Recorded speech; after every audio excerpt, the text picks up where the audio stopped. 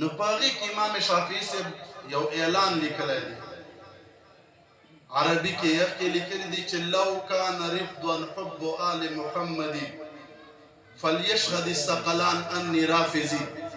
امام شافعي سے په کتاب کې لیکلی دی چې اے جن و انس په دې خبره گواه اوسئ کچرته د اهل بیت سره مینه محبت رافضیت وي او دې ته تاسو رافضیت وایي چې مونږ مولای کائنات سره مینه کوو، مونږ خاتون جنت سره مینه کوو، مونږ امام حسن سره مینه کوو، مونږ امام حسین سره مینه کوو، اهل بیت او امامانو سره مینه کوو.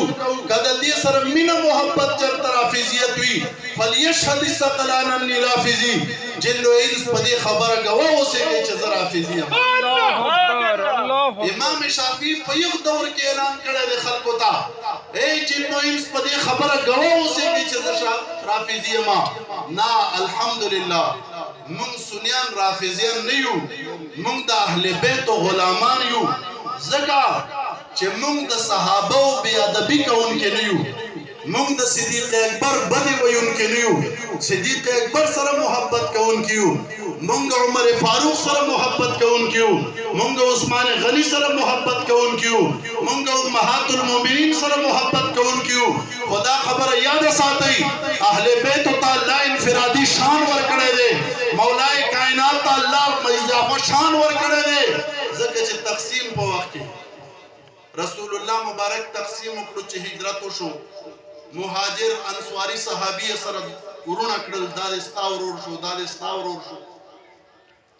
یو انصار صحابي ته مهاجر صحابي سپارلو، دا ستا ورور شو، دا ستا ورور شو.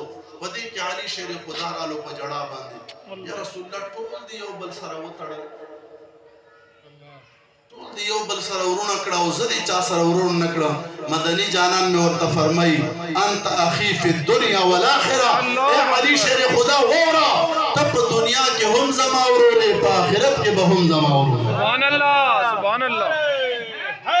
یا علی یا علی. علي شیر خدا ته مدني جانان فرمایي ته ما ځان ته ساتلی، ته په دنیا کې هم زما ورور یې، ته په آخرت کې هم زما ورور. سبحان الله. دا انفرادي شان دی. او الله پاک اسه مولای کائنات نعره حیدریه سے مشهور نه دی. نعره حیدری دا تاریخ ته تاریخ خیبر نه فتح کېدو کنه. وګورئ مسلمانان هر مولانا تاریخ تاسو کوي، خیبر نه فتح کېدو.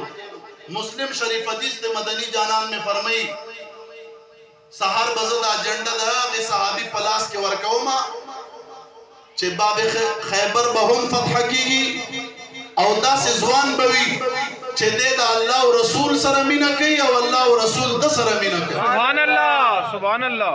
صحابه کرام فرمایي ټول شپه مونږ ته خوب نه راتلو چې یاره دا به کوم صاحب وي چې رسول الله مبارک دومره غټه پیشنګویي وکړه فتح بوم کیږي او بیا دین باندې لوی سند دادی چې الله او رسول ور سره مینه کوي.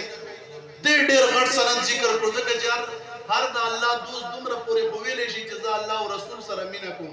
بشک خدا سے وډاړه څوک نشي ویلې چې ما سره الله او رسول مینه کوي. دا سند خو چاته ملاو نه وي، خدا خو رسول الله مبارک سند په خپل بیان کړ چې الله او رسول سره مینه کوي.